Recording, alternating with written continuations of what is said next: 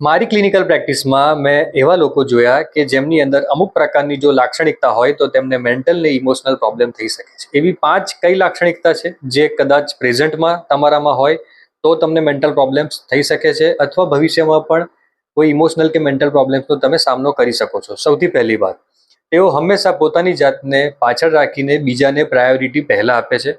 Always એવું ઈચ્છે છે કે હું બીજાને પહેલી પ્રાયોરિટી આપું, બીજાને વધારે ખુશ રાખું। બીજી વાત, તેઓ ના કહેવામાં તેમને સમસ્યા થાય છે। ઘણીવાર તેઓ પોતે ના કહેવા માંગતા હોય છે તેમ છતાં તે હા કહી દે છે અને પાછળથી તેમને પસ્તાવા થાય।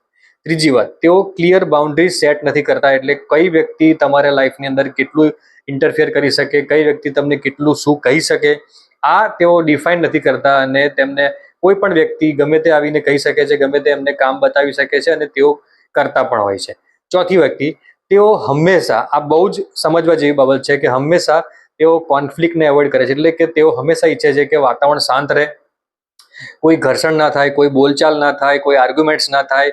તેઓ હંમેશા આ બાબતોથી બચવા માટે અને તેમનો ઉદ્દેશ્ય એવો લાગે એમને કે હું ઘરમાં શાંતિ મેન્ટેન કરવા માટે, કે હું સંબંધોમાં પોઝિટિવિટી રાખવા માટે હું કોન્ફ્લિક્ટ કે આર્ગ્યુમેન્ટ્સ અવોઇડ કરું છું, પણ આવા લોકો આગળ જઈને તેમને મેન્ટલ ને ઇમોશનલ પ્રોબ્લેમ થઈ શકે છે। છેલ્લું, તેઓ કાયમ પોતાની જાતને ઓવર એક્સપ્લેન કરે છે, એટલે કંઈ પણ ઘટના ઘટે કે કંઈ પણ બને તો તેઓ પોતાની જાતને વધારે એક્સપ્લેન કરે કે કેમ આમ થયું, કેમ મારાથી આવું થયું, મેં એકચ્યુઅલી શું વિચાર્યું હતું, આવું બધું ઘણી બધી ક્લેરિફિકેશન જે ખરેખર સામેવાળાને એટલી જરૂર નથી હોતી અને કદાચ એના કારણે જ સામેવાળા એ આપણા પર હાવી થાય છે। આપણે ડિટેલમાં એક એક લાક્ષણિકતાને ફરી બીજા વિડીયોમાં સમજીશું, પણ આ જો તમારા અંદર હોય તો ખાસ ચેતી જજો, કારણ કે આ લાક્ષણિકતાઓ મેન્ટલ હેલ્થ અને ઇમોશનલ હેલ્થ માટે ડેન્જરસ છે।